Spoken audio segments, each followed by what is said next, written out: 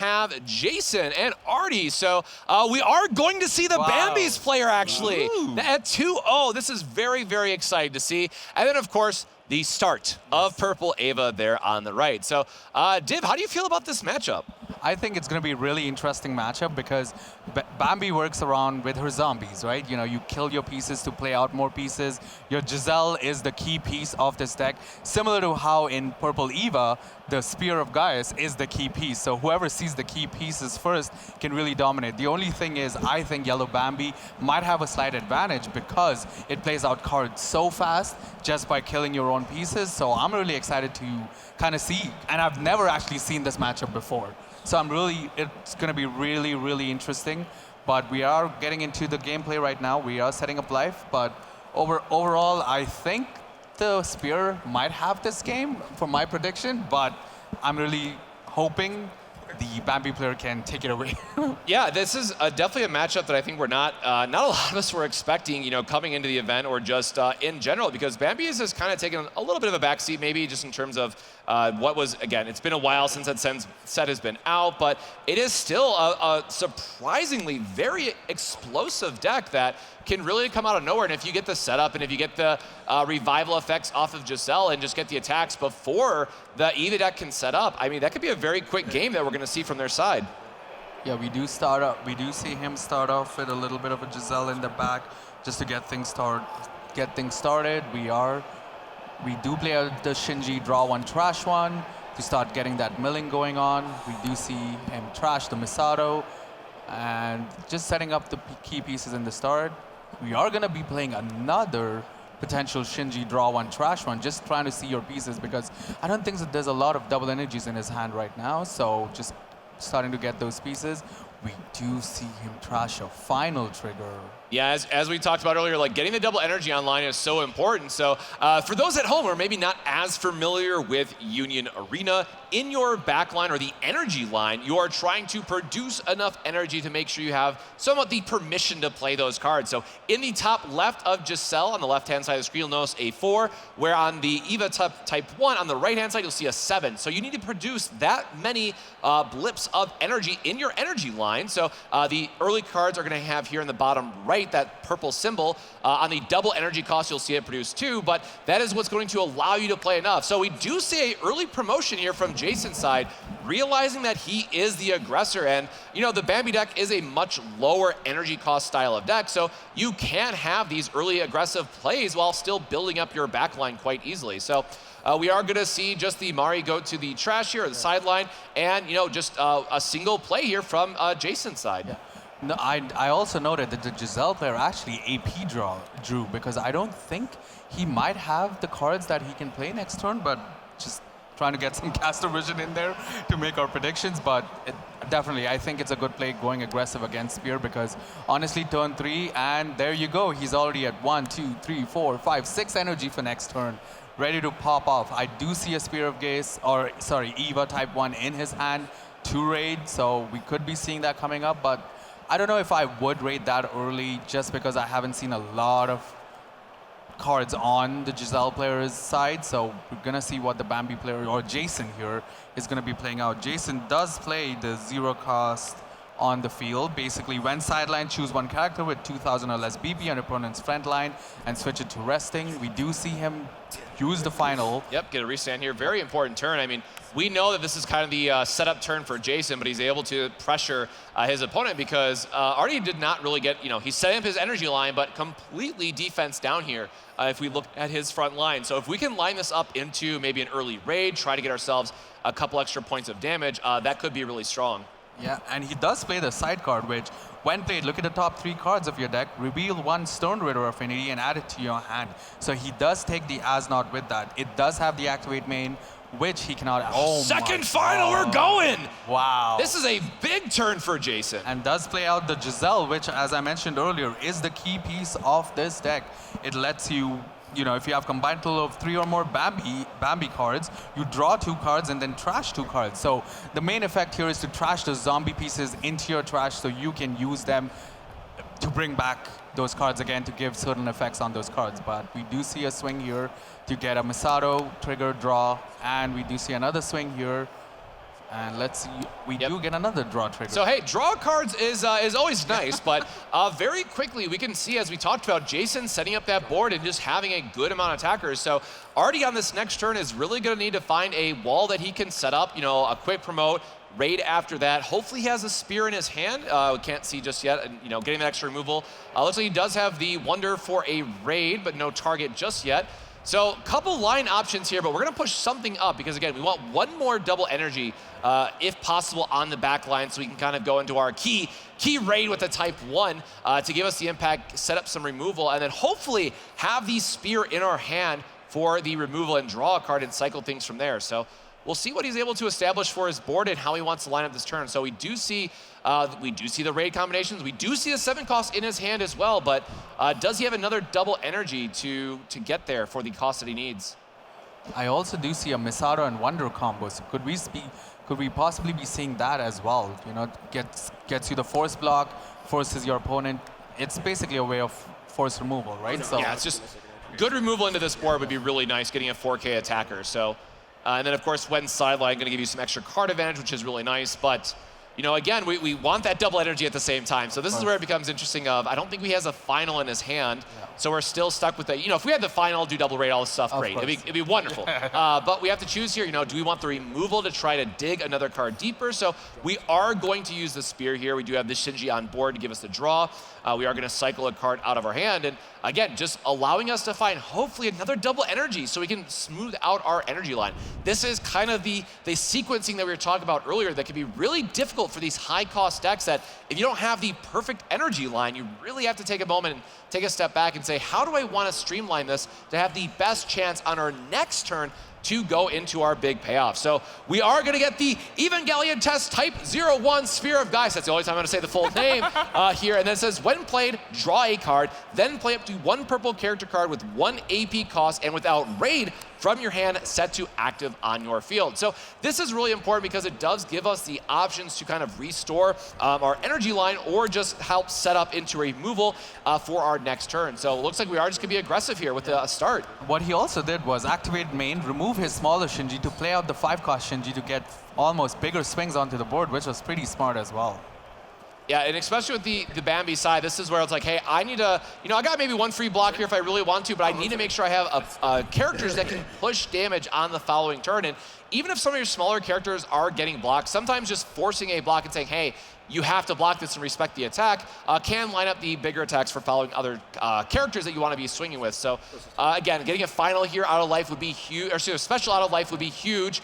Final for the last one, of course, the only where that matters. And we've already seen 2 finals go down on Jason's side. So we could kind of bet on not seeing another final out of his life. So we are really just going to see, is there an active trigger from Jason's side? Is there going to be a special? Those are kind of the 2 big pieces that we might be looking for to kind of swing the favor back in Jason's side from this attack. An active trigger here would really help, but this is, again, the last swing, so I think he is going to choose to take it. He does see a no trigger, so now Jason has used 2 finals last turn. This is going to be his turn. He needs to take care of that 7 cost Eva raid somehow, but already has shown him 2 nullify impacts on board. So the impact, if Jason can generate it, will not be as effective. But we see a very aggressive push forward with 4 cards into Jason's front line. We do see him fill up his back with the Asnod, and he does use his special to, yes, he does use his special. Yeah, the rest. Yes, the fear and draw. The fear, yes. It's the rest and draw, so it does kind of push the Eva type spare into a resting mode. We go into the swing. We do see another final. Oh, jeez. All right, well, no finals for other players at this point, going down on a number of them. So we are, of course, going to see a couple blocks. As I mentioned, the BP is higher. However, thanks to that rest from the special from Jason's side, he's going to be able to put himself into a very strong position. But we do see a spear coming out of Artie's side, giving us that special. But now it's like, well, man, do I really want to kind of remove a key threat? Do I just remove the last attacker? So getting the free removal here will definitely be nice from his side, and just giving us, 1 less blocker from Jason's side to shove the life back and say, hey, now I'm going to come out swinging and push your life total down on the following turn. Yeah. does remove the zero cost in front, she does have a when sideline effect, give another character 2k. So it's really crucial who he uses the special on.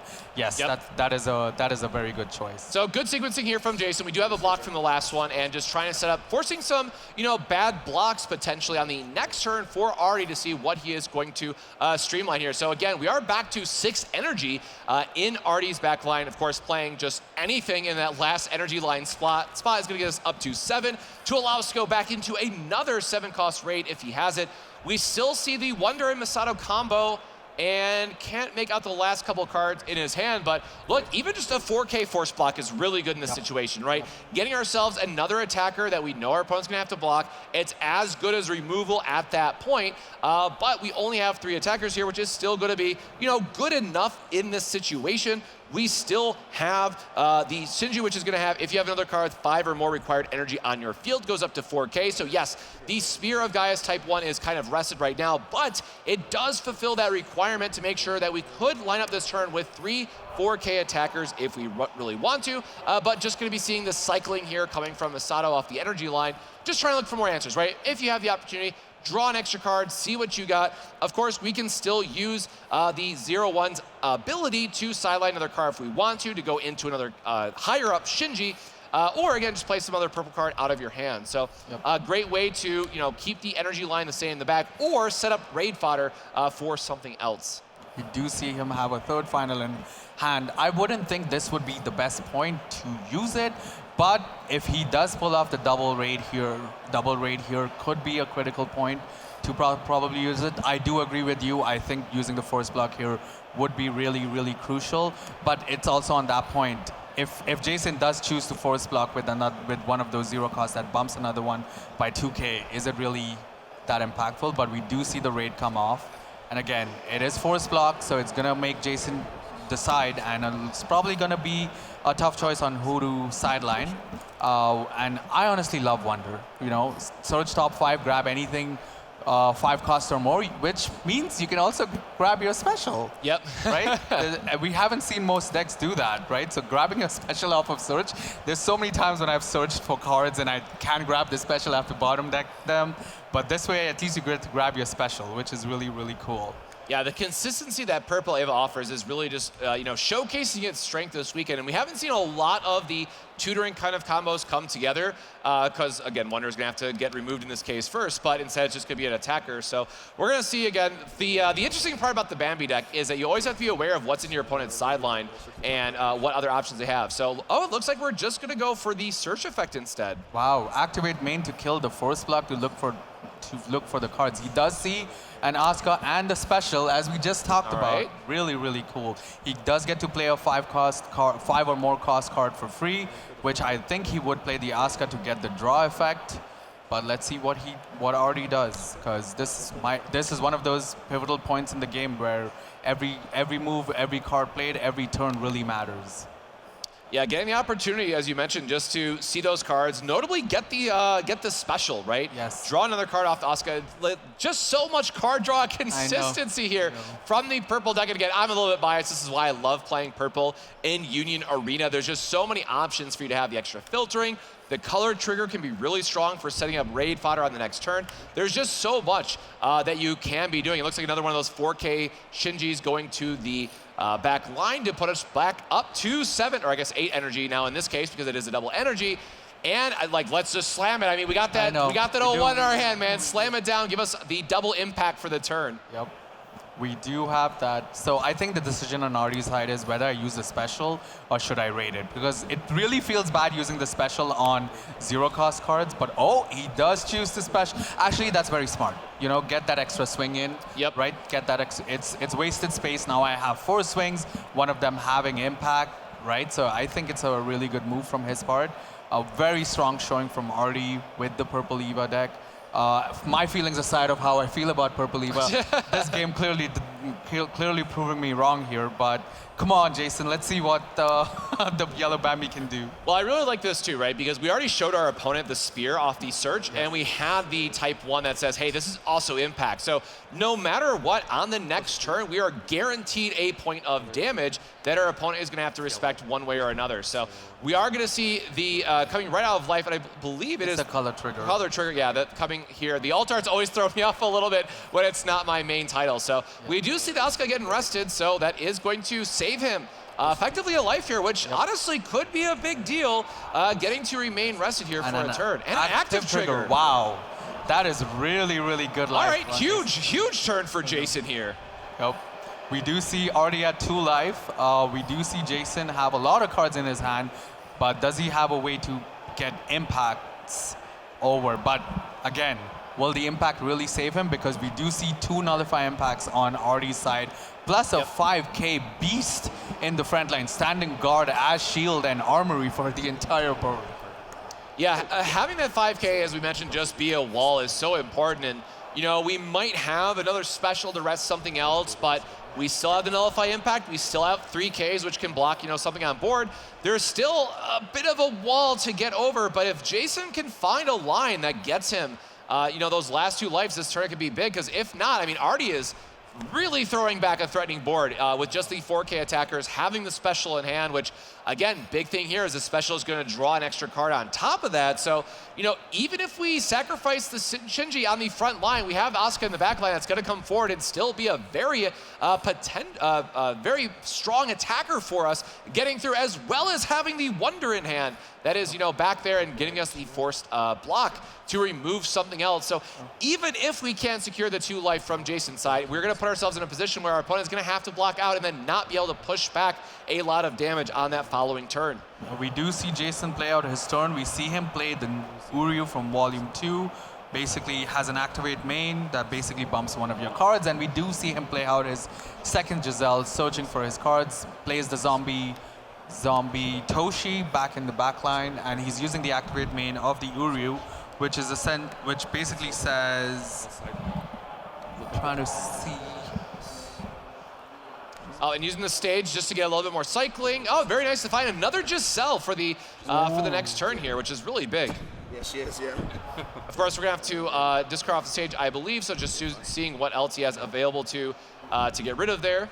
Yeah, my apologies. Basically, the Uryu says place 1 card from hand into your sideline, and you can choose one of the abilities, which is you can swap your front and energy line, or a character gains 1000 BP until the end of the turn.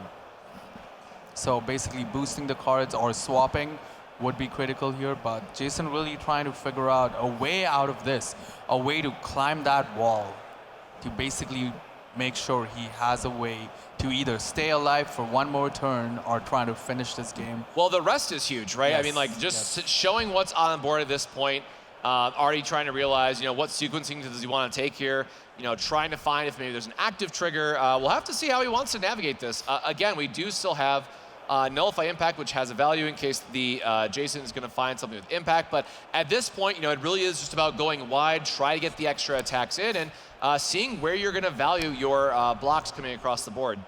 Can I also just point out, I am so happy that this is such a close game.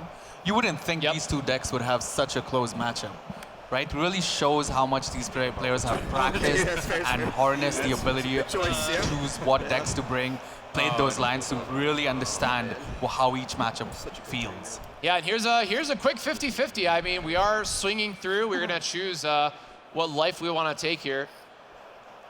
Oh. See, there might have been a question at the table here. We'll see if there's anything in the that we're hearing from the table. But otherwise, we're gonna see what are, you know, it's all gonna come down to life. You know, 2-2, as you mentioned, no one really expected to have this close of a game from the Bambi player, just seeing what was going on for a deck that, you know, to be fair, did get a little bit of love and support from the special binder promo. That was exciting to see, and getting, you know, more support to Bleach Volume 2. But we are gonna see the life, and big moment of truth, what's it going to be? Oh, it's and inactive. It is inactive, which is going to stop that last attack I'm sorry. coming across. Yeah. Sorry. All right, Sorry. Artie barely escaping that turn and wow. having exactly the right instance coming out of his life here, and now we go back to that situation that I mentioned, right? We have the impact, we have the special, we have the wonder to get rid of another card, and it is going to be really hard for Jason to survive this turn at the same time, having enough to come back and attack with once we're able to stabilize here. So again, we don't even need to draw. We have the spear for removal. We have the wonder to give us another extra body off the board. So we're gonna wait and see how he wants to streamline this turn of, figuring out which one he's going to prioritize for lining up a very aggressive finish here, potential finish to this game. Of course, a special trigger from Jason's side might be able to help him close things out. Yes, we do see him use the Willy, the Misato effect, which is trash a Willy affiliated card to draw one. He's looking at potentially playing another Shinji in the back or a special. Yeah, it looks like he drew another Misato, so not finding another special there, but because like double special would have just been sick here. But just 2 AP points left here to decide if he wants to go into another Shinji. Trying to decide if he needs the extra energy, but I don't think we saw a raid in his hand, so we're safe on 6 for this turn. And then just trying to figure out, do we value the block more? Do we value the Asuka going, being a 5K, the extra 1K BP? Doesn't matter too much in this setup, right? The Bambi deck really is going to be sitting at 4K or less. So just getting the extra removal. But at 2 life, right, you are kind of forced to block as well. Take the first life. Maybe you help see a special or an active here. But special into impact is going to be very, very strong line here from Arty's side of the board. Yes. Also, just to point out, Jason played it really smart by playing the Giselle in the back, because next turn, even if Jason doesn't have any cards in the front line, he can use the Giselle's effect to bring out the Toshiro to give it impact. And if he has a way of resting the Eva 5K, he does have game. Right? So it is a very nail biter. Honestly, I'm on the edge of this couch, edge of this seat right now, literally wiggling my toes, anticipating how this game is going to end. Yeah, we saw the spear there getting a pocket in that front line, seeing the Shinji just really digging here, seeing what his last card's going to be. So draw, discard off the spear, draw, discard off the Shinji, getting rid of another Shinji here to the sideline, and 1 AP left. I'm not sure. So we have the wonder. Oh, he did find a spear. He did actually find another raid here. So he does potentially have the double impact to close this one out. Yeah, I mean, this is a very strong board from Arty here. Just giving you, again, 5K BP, even if you don't close out the game here, right? Having the guaranteed double 5K BP that forces Jason to say, okay, have another rest mode, man. I got two big bodies in the board. They're going to block the way, but he's just attacking. Okay, it is an add-to-hand Bambi. Oh, draw trigger, sorry. Draw Bambi, draw trigger, yes. We swing with All right, we're going to see, maybe like, I think you just flip over the last life saying, hey, is it a final? Right, we've already burned 2. Maybe we get an extra life that way to save ourselves, but it's going to all come down to what this last life is to see if we can find that 3rd or 4th final, because again, we've already seen 2 from Jason's side. Not the best chances of it being there, but it's not 0, and that's the most important part. Trying to decide what can I streamline to give me the most amount of pressure going into the next turn, and trying to find a line that we can be aggressive, or do we just say, hey, all right, I'm gonna flip over this last life. It is what it is. But looks like we're gonna take 1 more block here. Yeah, he does bump up that when that card gets sidelined, he does bump something up by 2K, so he does use the other one as well. So now the Toshi is at potentially 6K? Yes? Yeah, if he stacked it across, right, we are going to get the bigger body here for the block on the, but it is a 5K, right? So we'll be able to double buff up to 6K, depending on how he sequenced that.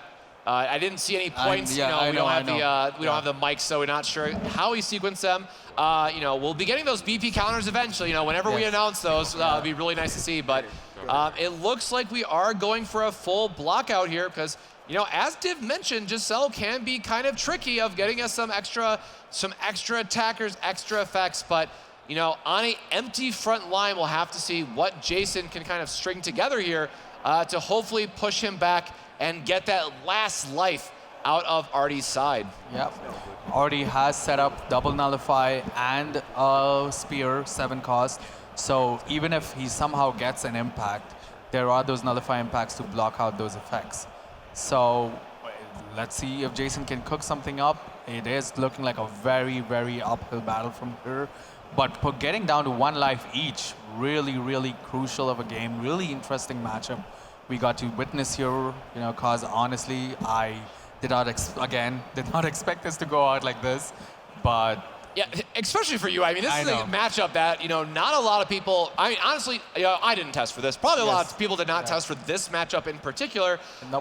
But again, showing that early disruption of resting cards, getting the aggressive start, can really punish some of these high-costed decks and really slow things down. So be very curious to see, what line Jason's going to take to climb back from this position. But again, very difficult once you lose your full front line to really come back and get all those extra attack ends, especially for a deck like Zombies, like Giselle, that wants to have multiple cards on the board to string together to finally push the extra attacks. Yep. So very difficult, especially if we have the extra finals to give us extra APs. There's a lot that we could be doing that way of just extending out our plays here, but ultimately Jason is going to be doing his best to find a line here that can get multiple attacks in while also dealing with that 5K on top of everything else with the Type 01. Yep. We do see him have a final in his hand. We do see him have a Giselle, possibly a special in his hand. So there is maybe something he can do there. We just have to witness, try to see what Jason can do. I do not envy Jason right now because this is a very key moment. Each card being played, each movement happening, each AP being tapped can be either him winning the game or him or Arty taking it all again in this matchup. But this is the kind of gameplay we will get to witness this entire weekend. We have top level players coming from all over the region, battling it out for the first ever North American champion, right? I'm really excited. Obviously, we have a lot more games to go today. We do have the North American finals, best of 3 tomorrow, which honestly has got me really pumped, really excited. And this being the first ever game we show, couldn't have asked for a better run right here. Yeah, that's great to see, something else. Again, our predictions going in. We definitely talked about seeing a lot of Ava. It's going to be popping up this weekend. As we were walking around, definitely a lot of purple, a lot of yellow, which I'm sure is going to make it on camera at some point as well. But, it is really nice to get to see some of, again, what a throwback this was. Yeah. This was truly a treat for those that have been playing Union Area for a while. Getting a chance to see a Bleach deck take the spotlight again. And, to be fair, we saw a lot of Squad Zero, over the season, and still a very good deck. But not only seeing Bleach once again, on camera at the event, and also now being the Zombies deck of all things, it's definitely an interesting one for us to get to showcase and talk here through our match for a wonderful weekend of Union Arena matches. We do see Jason playing out his turn, plays the Uriel in the front line, trying to see what play he can make here. But I honestly, as someone who's played this deck, I am really trying to rack my head on what he could do right now to actually win the game. And again, I think in that pass position, you really just have to take the life and hope for the best. Because you really need that extra attacker. That's really what, this might, even if he combos up a board, even if he had the last final in hand, is able to refill everything, unless we have that one extra attack or we have that one extra rest effect, we're just not going to have enough on our board to guarantee that last attack that we need to take the last life from Arty's side. So we're going to have to wait and see, again, what Jason's able to pull together. Again, threatening a rest here off of Giselle's effect can be really strong. But we do need to, again, still get enough attacks, 4 in total to clear through and make sure we're still taking that last life. And just for folks watching at home or around the venue, just the way Giselle was switched with Uryu was by activating Uryu's effect, which is trash a card, which we did see Jason trash the Uryu in his sideline to basically swap the Giselle and bring her to the front line. Really cool card. That's why I love swap decks, because you can play around without disrupting energy. We do see him play out a 2-cost, basically mill the top 3 cards of your deck, trying to see if you do see the Bambi, basically Zombie Bambi is the card you clearly want to see at this point, just so that she can come back and get impact. But there is a certain line. I do see at least 2 Bambis in his sideline.